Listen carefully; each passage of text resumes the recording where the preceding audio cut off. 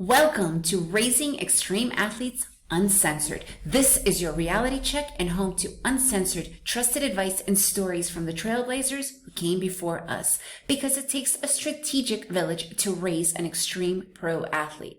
This is your village. Today, we're going to be talking about accountability. That's right. Accountability can literally make or break a lot of the strategic disciplined training that requires for your kid to become the pro athlete.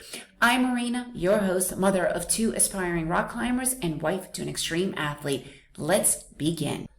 Accountability. What is accountability? First of all, when we think about accountability, it's, okay, I am here for you to tell me what you have done, which is great, right? But accountability, you have to be able to work with it properly. For instance, if you are that rare family that you are the coach of your kid, which I have yet to see a lot of actually coaching their own kids, but hey, you could certainly be that coach. And I think it's great because there have been a lot of success stories with parents being the actual coach. So you are the one that he or she is going to be accountable for, right? However, let's say that you have to hire a coach. Literally, that is what a coach is for. The coach is there to do the trainings, to be there, to be the the person that your child is accountable to for their training, for their teamwork, for whatever it is, even for nutrition. They have someone who they can be accountable to about what they are doing. Okay, so here's the thing, right? My oldest son, he used to be with our coach. We had a really great coach that lived here, but right before COVID, he moved back to his own country. So he was here. And the live accountability, I'll tell you right now, trumps every other online kind of accountability. I know that there's a lot of online different programs. I think it's great, but kids need that human personal accountability, that human personal coach, that inspiration, all of that. Okay, so our coach moved and we were about to get a new coach when COVID hit. And one thing that we really discovered with our oldest, who keeps on saying that he wants to coach himself, is that he distorts what he actually does, right? So he has these plans, these training plans. And since my husband also trains with the kids once in a while, we noticed that he wasn't doing as much as he thought he was doing, right? So that accountability, that watch over was kind of lost and became kind of a little bit almost delusional for him.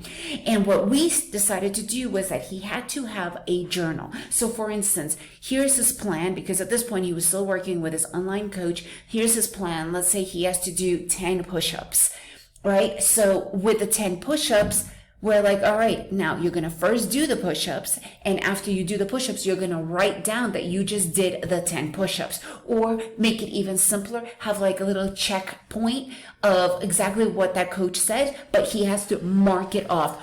The difference that makes is incredible. And that's that accountability. There are many ways to work with accountability. So you need to discover what works best for you.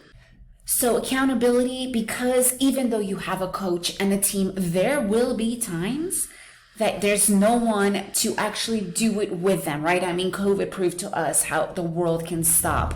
So if you have a plan, a strategic plan, and you could actually work this out with your own with the coach as well to form the habit. I'm going to be repeating over and over again. The majority of success does not come from the talent. Talent is incredible, but the success comes from the habits, the rituals that you and your kids form and build. That's going to make the difference. And your coach, that's literally what they're doing as well, right? On top of the motivation and having that training plan, they can lay down the foundation of the success habits, of the rituals. And this could be one of them. So the accountability becomes almost part of their plan, even if they don't have anyone to actually speak it to at the moment. They have their journal or whatever plan you decide to do. But remember, a lot of kids, they oversee what they're really doing and think that they're doing a lot more than they really are. But when you keep track of it,